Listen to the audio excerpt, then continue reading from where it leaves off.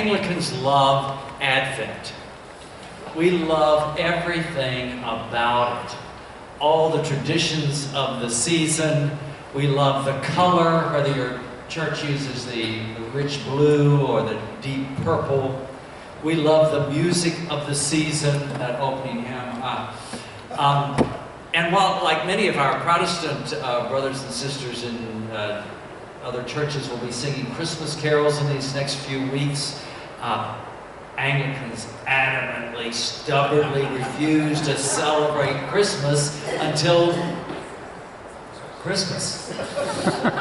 Although we'll cheat a little bit with a Christmas pageant on the fourth Sunday of Advent, right? But until that time, we'll be waiting and getting ready. We'll be waiting and we'll be getting ready.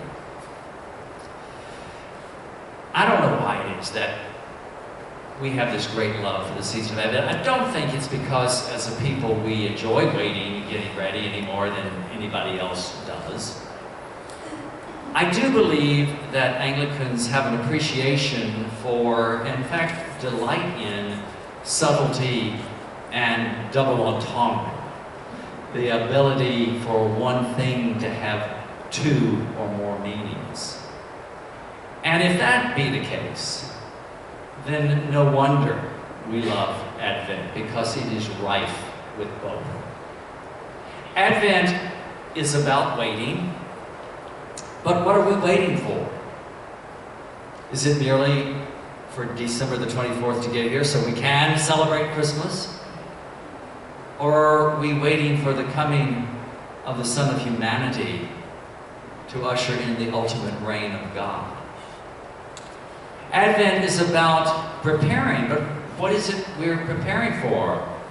Wonderful holiday parties with lots of food and drink and holiday cheer?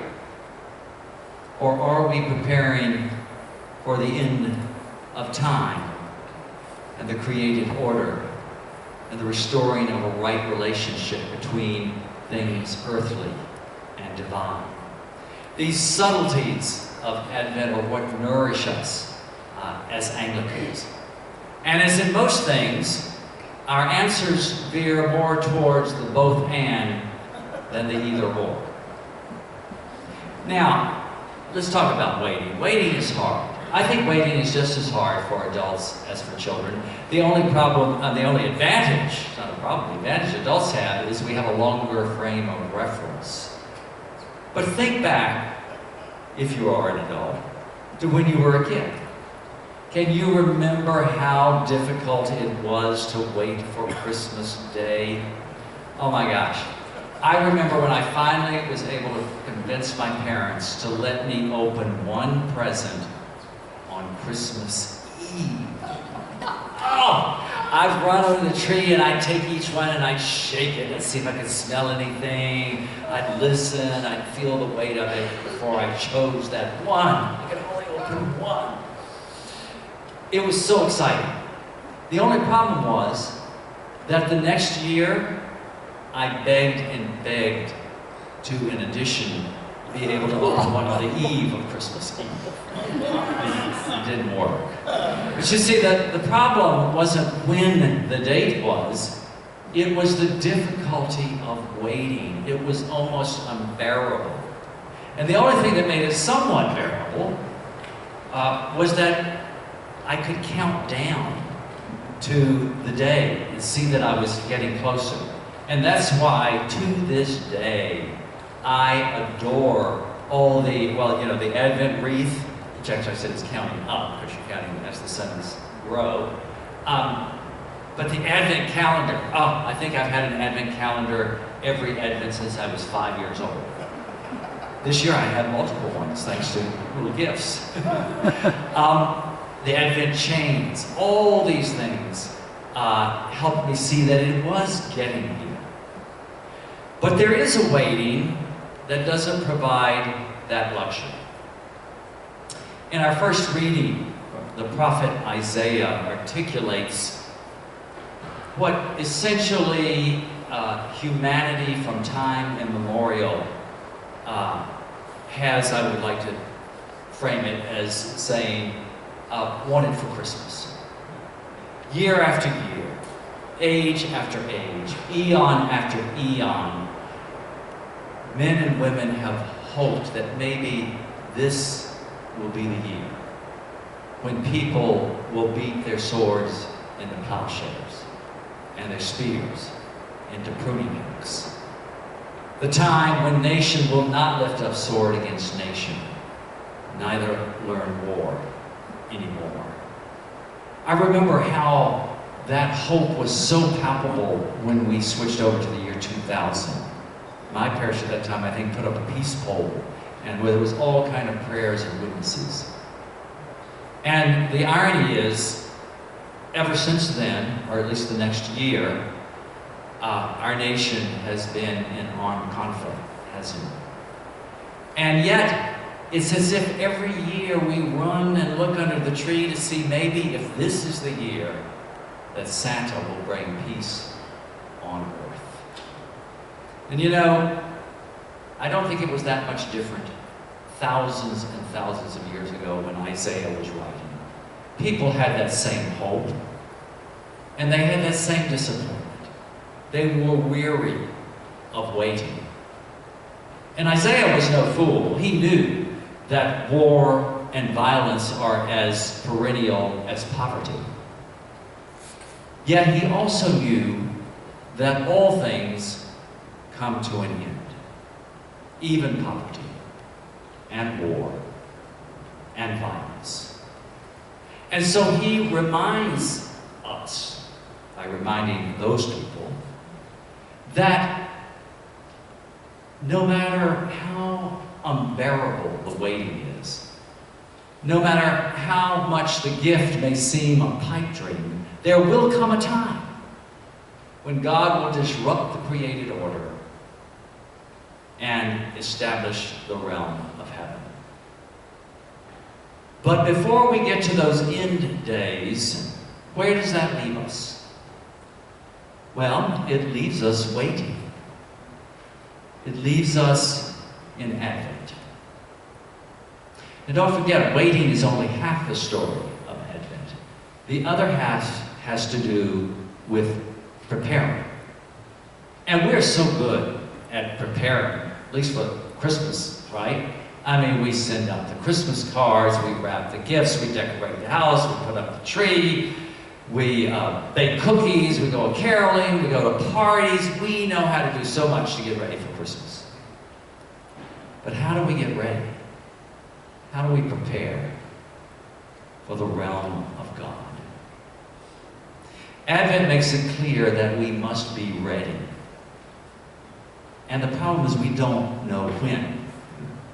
There are no eschaton calendars that tell us how many days left we have till the end of the created order. And Jesus in that gospel stresses how unexpected that breaking in of the realm of God would be.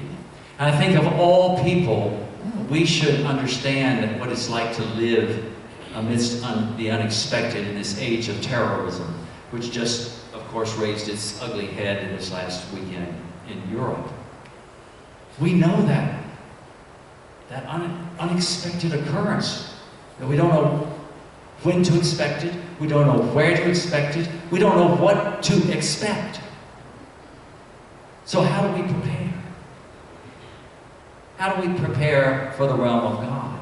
Is now the time that we should literally beat our swords into plowshares and our spears into pruning hooks?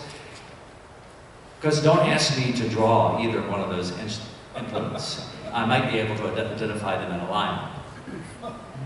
But I think the problem is that we trick ourselves into thinking that because we're called to prepare for such a cataclysmic event as the end of time and the coming realm of God, that somehow our preparations must be on a monumental scale. But we forget Jesus' teaching that the realm of heaven, the realm of God, is within us. And that's where our preparations need to begin. It doesn't mean that we ignore what's going on in the world. It just means that we change what's going on in the world by changing ourselves. It's so like those signs you used to see everywhere that said, think globally, shop locally. Right? We begin with ourselves.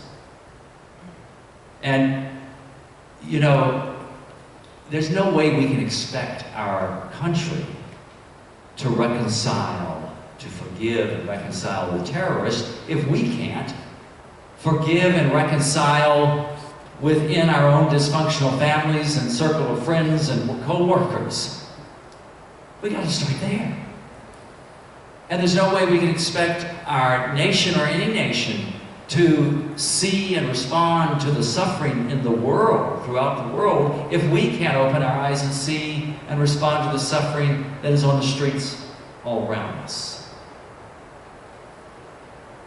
Waiting is difficult, but it's not half as hard if while we're waiting, we're also preparing. Near the end of communion, we are going to sing a hymn that will warm the heart, the tune will warm the heart of every Brit in this congregation. Although some others may not be as familiar with it. And the Brits won't even know the words to it, because they were rewritten for our 1982 hymnal by an Episcopal priest hymn writer named the Reverend Carl Dahl.